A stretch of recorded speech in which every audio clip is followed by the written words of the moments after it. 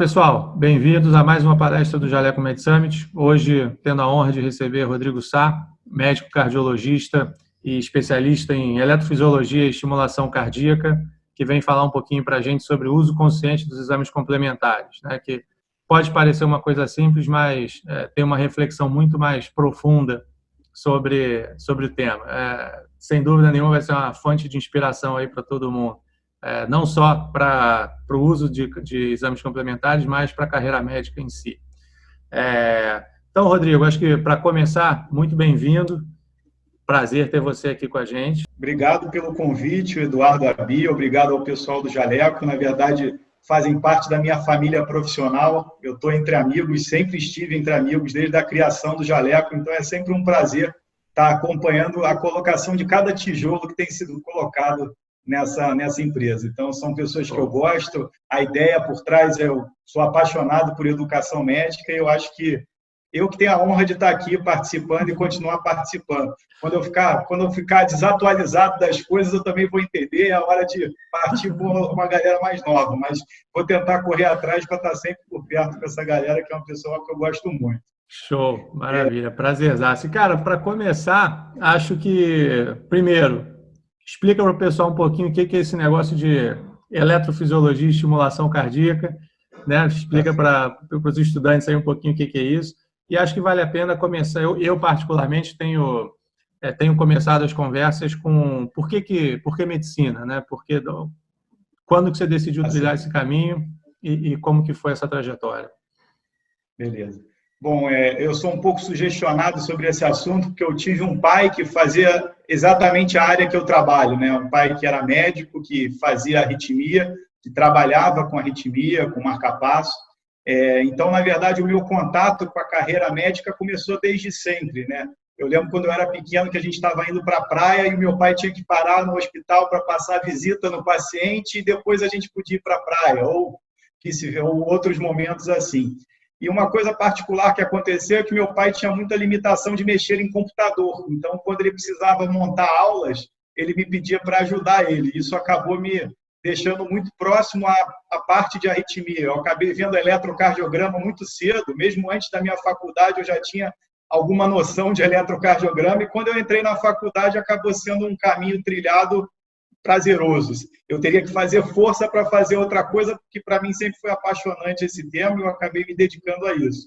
Então, a medicina fez parte da minha família desde sempre e acabei seguindo por esse caminho. Hoje eu sou médico, minha esposa é médica, e embora vários colegas falem para os seus filhos que não querem que eles façam medicina por uma carreira, seja isso, seja aquilo, eu só tenho elogios à carreira que eu acompanho. Então, eu sou um entusiasta da medicina, sou um entusiasta do que a gente faz e, na verdade, claro que tem os momentos ruins, tem os problemas, mas eu sou um entusiasta disso. Eu sou incentivador de façam medicina, que eu acho fenomenal, eu gosto muito da carreira médica. Não, eu não respondi, na verdade, sobre a eletrofisiologia. E durante essa formação médica, que eu acabei escolhendo cardiologia só para a gente pormenorizar, para você fazer eletrofisiologia hoje, com residência, com a formação completa, você passa pela etapa da clínica médica e depois cardiologia, para então você acessar eletrofisiologia. Então, a eletrofisiologia é uma parte específica dentro da cardiologia que estuda a parte elétrica do coração. Existem pessoas que são especializadas na parte não invasiva, trabalham com eletrocardiograma, com Holter, com alguns exames, e existem pessoas que fazem a parte invasiva, que foi a parte que eu me formei. Eu faço procedimentos cardíacos relacionados à arritmia, então eu queimo a arritmia dentro do coração, eu faço procedimentos de marca-passo, então tenho uma veia cirúrgica nisso, de implante de marca-passo, de implante de desfibrilador. Então, a minha especialidade me permitiu fazer desde a parte clínica, da parte de exames complementares e da parte cirúrgica dentro de uma mesma área. Então, isso que também me conquistou para fazer o que eu faço hoje em dia. Pô, muito legal, maravilha. Issa, só curiosidade, seu pai botava pressão para você ser médico ou não? Não, nunca colocou, mas eu tive um irmão mais velho que foi médico, que é médico também, que foi na minha frente, que eu quis dizer, fez medicina. E acabou que pressão nunca teve, pelo contrário, assim, não pelo contrário, sempre incentivou a gente escolher qualquer coisa. mas eu tive outros irmãos, somos 4 irmãos, que não detestaram a ideia de fazer qualquer coisa relacionada à medicina. E não teve pressão nenhuma para cima disso. Tive um irmão que quis jogar futebol e foi até o quase profissional e depois se desencantou, foi fazer outra área, mas não foi pressão, não foi nenhuma pressão, não. Foi pessoal mesmo a vontade. E o pai cardiologista? Meu pai era cardiologista, meu pai hoje é falecido, mas ele era cardiologista e fazia arritmia, fazia parte de arritmia clínica, né? Exames e atendimento de arritmia. Então, seguindo o legado aí, né? Mantendo o legado da família, né? Sensacional. Estamos tentando. Muito bom. Conseguindo com mais do que êxito, né? Sensacional. Muito bom, cara. Quando a gente pensa em exame complementar, acho que sempre vem à cabeça aquele plantão que você está passando visita nos doentes e enfim, é meio que o checklist ali, né? Hemograma, ureia, creatinina, sódio, enfim, você tem o seu, faz o checklist ali, TJ, GP e tal. E isso acaba sendo, enfim, você nem olha, nem pensa, né? É ali, aquele reflexo. Basicamente isso. E acho que talvez a grande questão aqui por trás desse uso consciente dos exames complementares entra esse ponto de que, às vezes, você entra numa rotina que você para de pensar muito do porquê que você está fazendo as coisas, né? Você para de se questionar, e acho que, fundamentalmente, a profissão médica é uma profissão que exige muito questionamento, né? Exige você estar questionando o porquê que eu estou fazendo aquilo, por que o doente está sentindo aquilo. Então, eu queria ouvir de você, enfim, acho que esse é um tema super interessante e acho, por isso que eu falei no começo, que é uma reflexão muito maior do que simplesmente o pedido de exames complementares, mas como que isso começou a ser mais marcante assim, na sua prática médica, né? Esse questionamento constante que te levou a esse tema de uso consciente de exames complementares. Eu diria que tiveram algumas fases até um pouco sofridas, digamos assim. Imagina você, estudante de medicina, cheio de coisa para estudar, e aí eu ia, um parêntese pequeno, eu falava, pai, me explica isso aqui. Ele explicava, mas junto com a explicação ele me dava um bolo de um monte de artigo, livro para ler, e eu queria só uma resposta muito curta. E eu, na verdade, quando a gente conversou de eu falar sobre esse tema, eu fiz uma reflexão da minha formação médica e um ponto em comum das pessoas que marcaram minha profissão médica, minha formação médica, e ainda, eu acho que o médico está sempre em formação e ainda marca, são as pessoas que fizeram sempre eu refletir, né? Claro que existem momentos que a gente tem que aceitar alguns conhecimentos, a gente vai a um congresso, houve uma pessoa muito importante falando e a gente leva aquilo para a nossa vida prática, mas é importante o aluno de medicina, desde sempre, se questionar do que ele está ouvindo. Eu acho que não só o médico, eu acho que você, como ser humano, não é que você tenha que questionar tudo, não é isso, mas é que você tem que ser crítico em relação a tudo que você faz, ao ambiente que você vive, às suas condições de vida, o que você quer de perspectiva futura, o que você pode fazer para melhorar isso. Eu acho que isso vem da crítica, né? Em ser crítico. Eu acho que o médico tem que ter um pensamento crítico, ele não simplesmente tem que ser um fazedor de coisas, né? Mesmo um cirurgião, que para alguns pode ser simplesmente um operador, ele não é simplesmente um operador. Ele é crítico em relação àquilo que ele está vendo. Ele passa por um diagnóstico, um reconhecimento de uma situação crítica, uma decisão do que fazer, sabe? E isso, claro, é conhecimento que você vai adquirindo, mas você tem que ser crítico. E entender todo esse cenário para decidir é importante. Então, quando eu pensei em falar sobre exames complementares, era para falar um pouquinho sobre isso. Por que o exame complementar está sendo muito banalizado e por que não é, que é importante desde cedo, quando médico, você questionar isso. Você foi perfeito em falar, a gente vai receber um plantão e tem um pacotão. Então, eu lembro outro momento da minha formação, onde eu fiz residência de clínica médica no Fundão, e a gente passava a visita, e para o dia seguinte a gente fazia a solicitação de exames complementares, por exemplo, para o laboratório. Eu inseria lá os exames que eu queria que o laboratório colhesse. E aí tinha um pacote pronto, exames de rotina. No exame de rotina tinha hemograma, bioquímica, e na bioquímica tinha sódio, potássio, ureia, creatinina. E muita gente, eu inclusive, várias vezes ia lá e clicava o OK. E aí saía o resultado e tal, mas Um dia a glicose normal, outro dia normal, e o cara não era nem diabético, nem estava fazendo. E aí eu comecei a refletir que aquilo não era simplesmente o colher, aquilo era gasto, aquilo era, sabe, e para que eu estava fazendo aquilo? Então, vários momentos me fizeram questionar esses exames complementares e fazer uso racional dele, né? Então, trazer essa discussão, acho que é tentar trazer um pouquinho uma reflexão crítica para o aluno de medicina.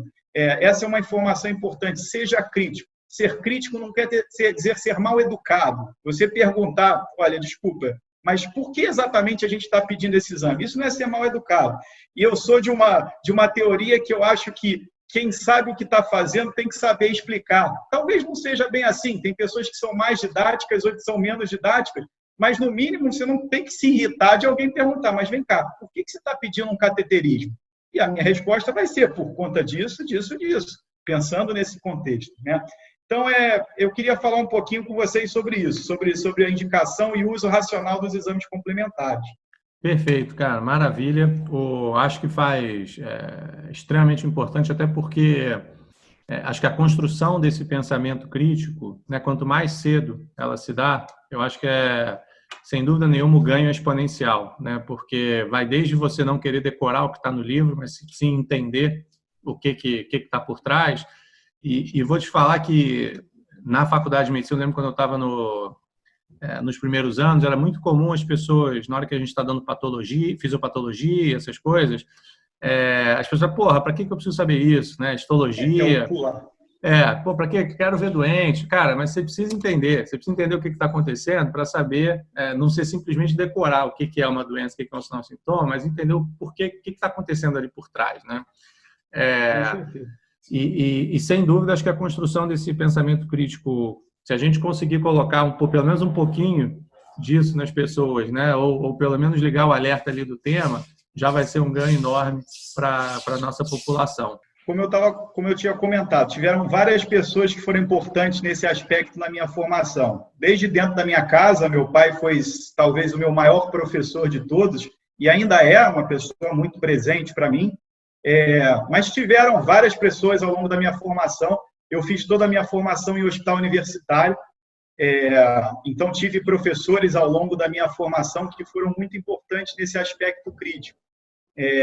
Alguns muito críticos, outros menos críticos, mas de uma forma geral, o crítico faz a gente refletir, como a gente estava falando.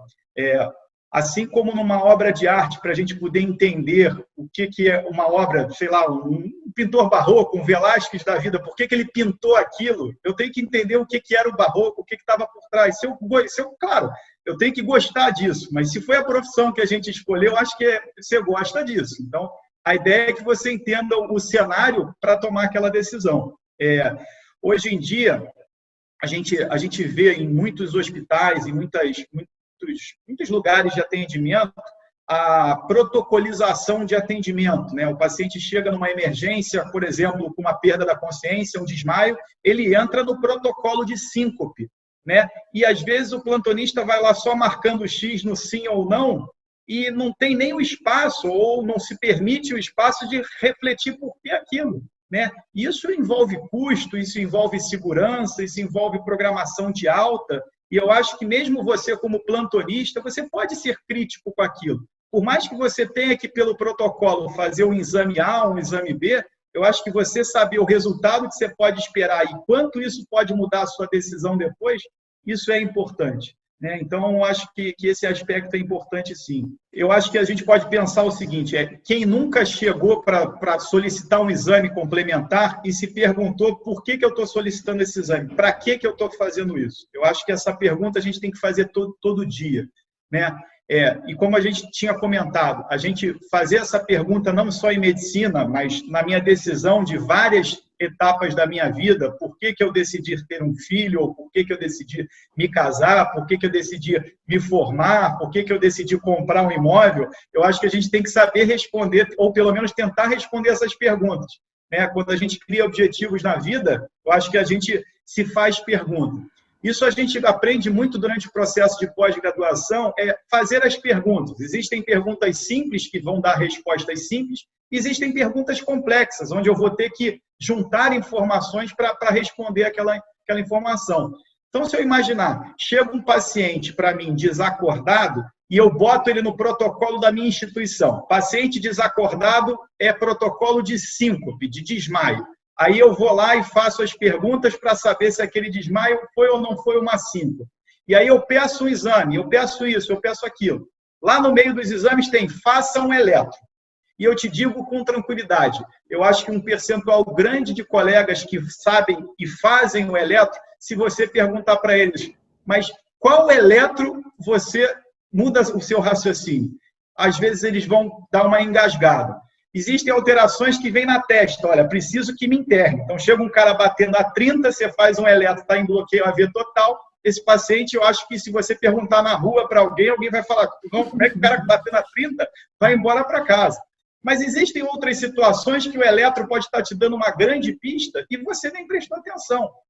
Só que isso começa muito antes de pedir e fazer esse eletro. Isso começa desde o que você acumulou de conhecimento para você raciocinar em cima daquele paciente.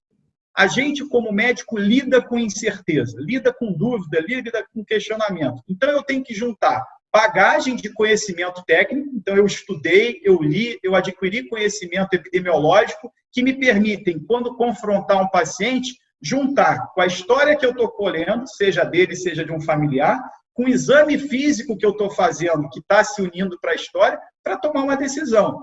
Então, o raciocínio clínico é isso. O raciocínio clínico envolve trazer uma bagagem de conhecimento, e essa bagagem é o seu estudo. Você tem conhecimento epidemiológico para saber que um dos principais mecanismos de perda de consciência na população é síncope. E, normalmente, você tem critérios para isso, uma recuperação espontânea, duração curta, etc. Beleza, então, quando eu colho a história, eu vou atentando para buscar essas informações. Feito esse diagnóstico, eu vou abrir mais, entender um pouco melhor, conversar. A anamnese é claramente uma das etapas fundamentais em vários cenários. Na síncope é muito do diagnóstico. Se eu não colho uma boa história, eu vou para um exame físico que pode ser frustro, e aí começa uma cascata de exames que muitas vezes não me ajuda.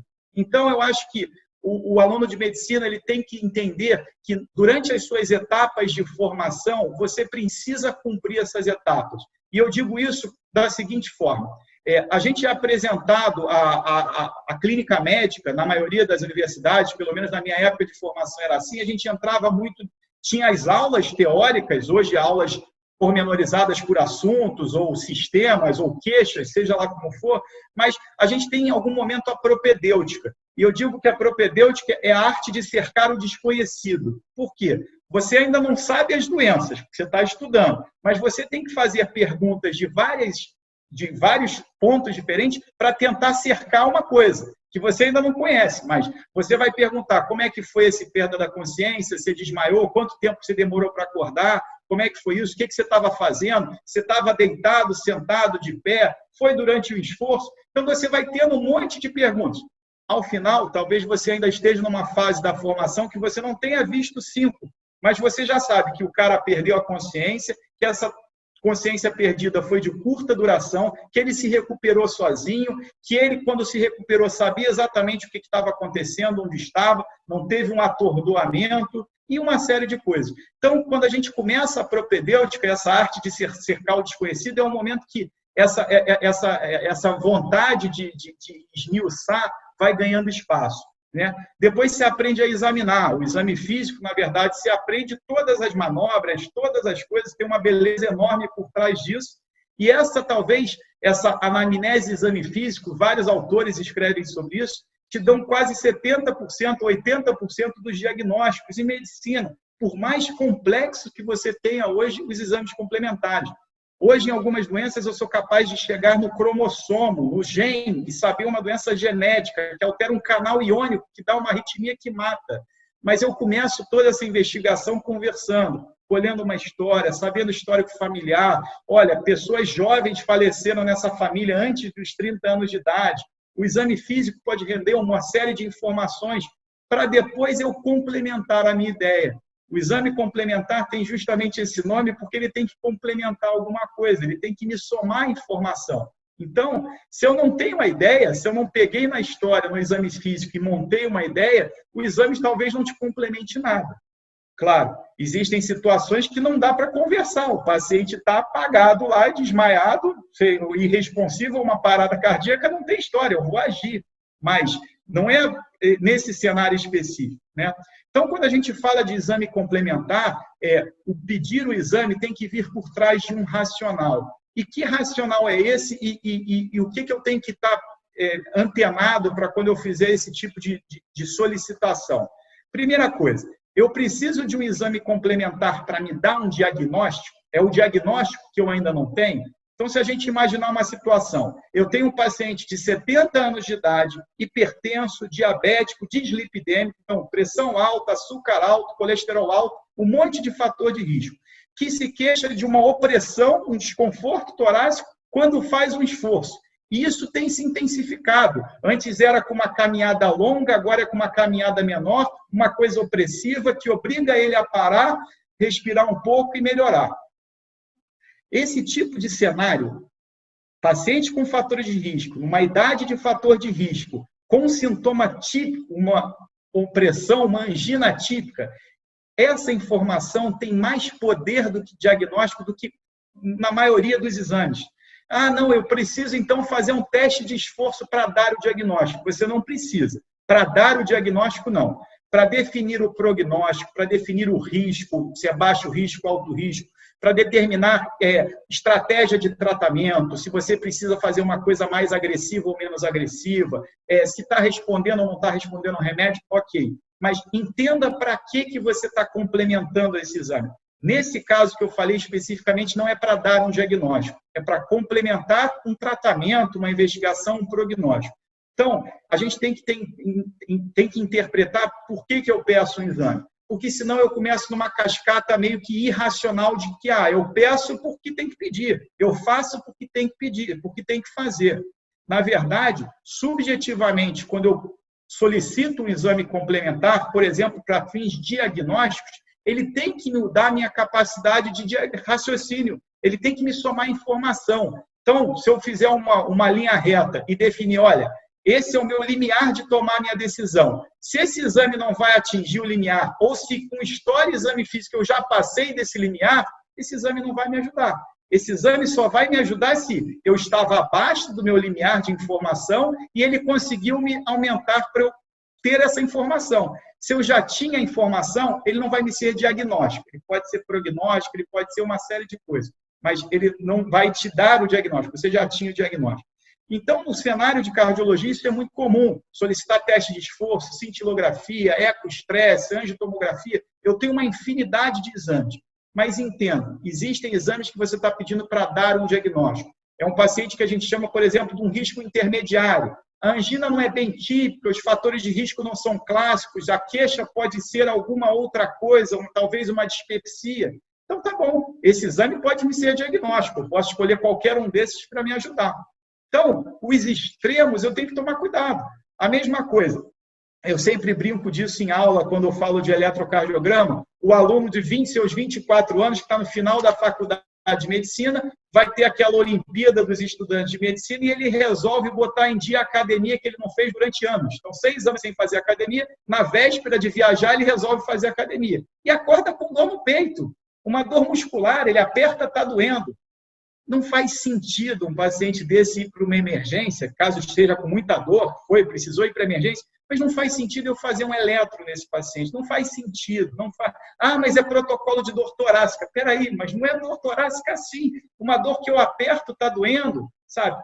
E por que isso pode ser um problema? Porque ele pode ter uma alteração no eletro que, valorizada num contexto errado, pode ser mal interpretado, isso gerar um exame complementar que pode ser duvidoso e ser mal interpretado, isso gerar um procedimento invasivo que não tinha nada, mas o exame invasivo machucou a coronária desse paciente, esse paciente infartou e teve um problema.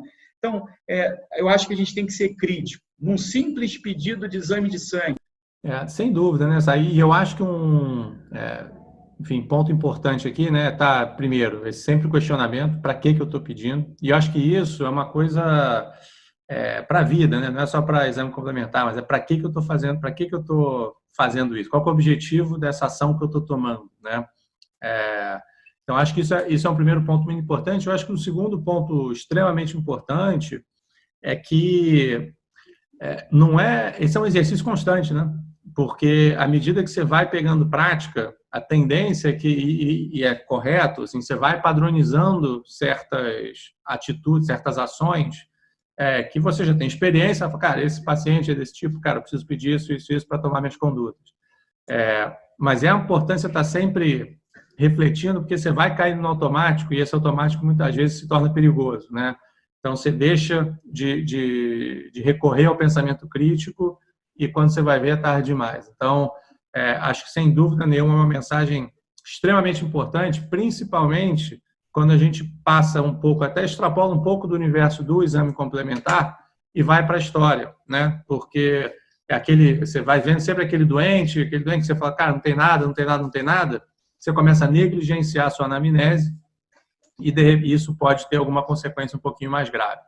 Você deve ter bastante história, né, de pessoas que você vê, de práticas que você, principalmente sendo alguém que faz exames complementares, que você chega para fazer e você fala, cara, aqui não precisava estar. Você vai fazer, né, porque foi pedido, você vai acabar fazendo. Mas é comum, né, mais comum do que a gente pensa, certo? Sim, na verdade, hoje eu tenho uma empresa, há 5 anos eu montei uma empresa de exame complementar dentro de arritmia, a SciPec, que a gente faz exames complementares de monitorização eletrocardiográfica, mas a gente também teve a proposta, como você está falando, de ser, de certa forma, um consultor. Eu posso simplesmente fazer um exame, mas eu posso ser consultado como especialista naquilo para discutir qual é o melhor tipo de exame, um exame A, B ou C, né? E uma dica importante que eu sempre tento passar isso para os alunos em formação, para os meus residentes, sempre foi importante para mim ter pessoas para dividir as minhas dúvidas. Sejam pessoas na mesma fase minha. Então, hoje na minha empresa eu tenho dois sócios que são pessoas maravilhosas para mim. Um é o meu irmão, o Thiago, outro é o Guilherme, meu sócio muito próximo, e que são pessoas que me ajudam a raciocinar medicamente, dentro da empresa e etc. E é importante a gente ter nossos pares, seja um amigo seu na faculdade, seja um amigo seu durante a residência. Não é vergonha pedir, né? Acho que não é vergonha pedir ajuda. De forma nenhuma. E pessoas mais velhas também, se a gente puder ter nessa nossa rede de amigos, de pessoas, de influenciadores e de pessoas que nos ajudam, um professor que eu possa contactar, eu tenho isso até hoje, eu falo, trabalhar numa equipe que eu tenho o meu cabeça branca, na verdade, tenho cabeça branca, tenho careca, tenho uma galera, tenho cabeça loira, tenho várias pessoas que me assessoram, me deixa numa posição muito confortável, né? Então, dentro da medicina, eu acho que é importante a gente não ser dono da verdade, a gente aprender com pessoas mais novas, com pessoas da nossa geração e com pessoas mais velhas. Eu fui de uma geração, por exemplo, que não pegou procedimentos guiados por ultrassom, né? Apesar de ter uma pessoa que eu gosto muito, que é o Elmo, uma pessoa que foi um dos pioneiros em ensino de ultrassom e era da minha turma, eu acabei não acompanhando, eu estava fazendo eletrofisiologia, eu estava fazendo outras coisas. E depois de um tempo, quem foi me ensinar a puncionar, fazer uma punção guiada com ultrassom, que hoje eu uso muito até na minha prática de eletrofisiologia, foi um residente meu, o Lucas, ele que me ensinou, ele pegou, olha, é assim que a gente faz, ó, pego isso, pô, beleza, e aprendeu. Então a gente não tem que ter essa vergonha, muito pelo contrário, isso é sempre um prazer. E eu acho que isso é importante, né? Isso motiva. E mais uma vez, isso vem da crítica, né? De ser crítico. Eu falo, pô, tá todo mundo fazendo isso. É uma coisa que, da minha área, eu tenho acesso vascular, eu faço função. Então, pô, deixa eu pedir ajuda para alguém me ensinar a fazer isso aqui para melhorar a minha prática, né? Então, isso é bastante importante. Acho que isso é fundamental. Pô, muito legal. E você sente que a resposta das pessoas é boa quando a tua rotina acaba sendo, porque é delicado, né? É um tema delicado, às vezes, de quando alguém solicita um exame, você chega e fala, cara, não sei se precisa, porque de certa forma você está questionando, inclusive, a anamnese dele, o exame físico e tal. Você sente que as pessoas tendem a levar bem quando você... Como é que você navega esse tema na hora de conversar com um colega? À medida que o tempo vai passando e a pessoa vai te conhecendo, né, e vai te dando crédito, tanto de conhecimento quanto de não é por interesse, eu não estou indicando um exame mais prolongado porque ele é mais caro e eu quero ganhar. Não é isso. Eu acho que essa relação vai melhorando, né? Então, existem pessoas que chegam muito decididas. Não, eu quero que faça esse exame e eu sei que não tem nem janela para eu questionar e nem vale a pena eu simplesmente faço o exame. Não é um procedimento cirúrgico, né? Eu, como cirurgião, questiono, claro, olha, desculpa, mas esse procedimento aí não tem indicação, né? Eu acho que a gente tem que ter isso também, ter as nossas convicções, né? E isso vai esbarrar em várias questões, em ética, em convicção, em etc, etc, etc. Mas existem janelas para essa conversa e várias formas de você tentar levantar essa discussão, né? Existem pessoas que são mais tímidas, então o ideal é você fazer isso mais reservado. Existem pessoas que não faz diferença, se falar na frente de um grupo, a pessoa não vai se sentir ofendida de você estar querendo ajudar. Então, é muito essa percepção, né? Eu acho que a medicina, a gente lida com muitas questões, como você está falando, muito mais complexas, que envolvem religiões, ideias, ego, uma série de coisas. Eu acho que a gente vai aprendendo a lidar com essas coisas, né? E ser capaz de ajudar. Eu acho que o objetivo final é ajudar, né? A gente fala sobre... a gente estava falando ao longo dessa conversa sobre projetos e perspectivas.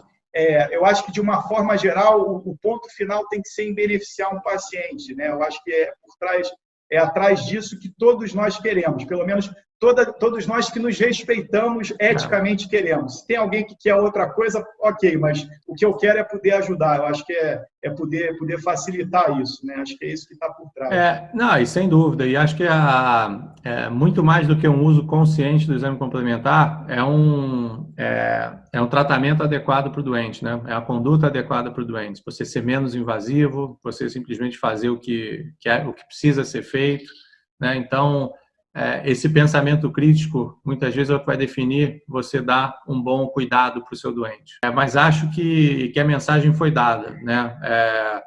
E eu resumi aqui em 4 pontos importantes que eu acho, que pense no que você está fazendo, né? Sempre pense no que você está fazendo.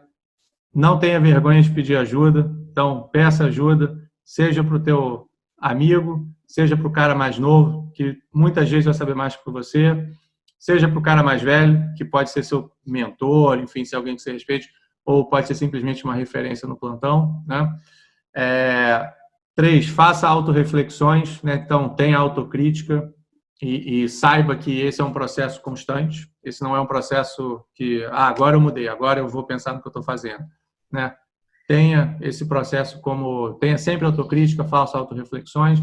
E o 4, que é o melhore sempre, né? Então, sempre tem espaço para a gente estar melhorando. Então, esteja aberto a feedbacks. As pessoas, é a melhor maneira de você entender aonde você está bem, aonde você pode melhorar e como você pode dar um melhor cuidado para o seu doente. Então, Sá, muitíssimo obrigado. Fala aí, casa é tua. Deixa uma mensagem final aí para o pessoal. Eu acho que a mensagem inspiradora, eu acho, dentro da medicina é que, em vários momentos, a gente pensa em desistir, seja pela nossa rotina cansativa, porque é um momento da faculdade chato pra caramba. Eu acho que quando você consegue fazer algumas projeções e tentar ir atingindo essas etapas, isso pode ser um fator motivador.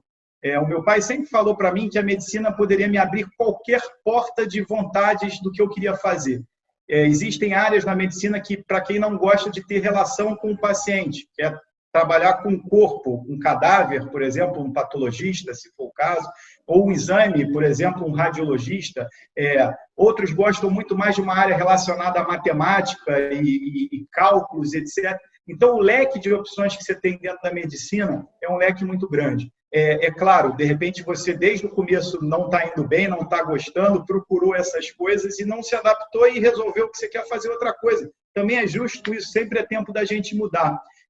Mas eu acho que a medicina tem uma grandiosidade de opções muito, muito boa para isso. Para qualquer pessoa de qualquer área de atuação, você pode tentar seguir dentro da medicina. Existem várias opções. Então, eu acho que a coisa inspiradora cara, eu sei que pode ser cansativo, é informação pra caramba, é muito conteúdo, é muita abdicação. Pode ter certeza, é uma abdicação diária que a gente tem quando entram filhos, familiares. Eu acho que a gente tem que dosar as nossas coisas também quando a gente toma essas decisões, mas a medicina é uma paixão muito grande. Então, você falar com alguém apaixonado, vai ser difícil ele te dar 300 informações negativas. Eu prefiro dar as 450 milhões de informações positivas e motivar. Seja crítico, repense quando você errar, não tenha medo de errar, infelizmente você vai errar. A gente tem que saber melhorar dentro do que a gente errou, então todo mundo vai errar. Quem não errou é porque não fez, quem errou pouco é porque fez pouco, a gente vai errar, mas o importante é a gente ir crescendo em cima desses nossos erros.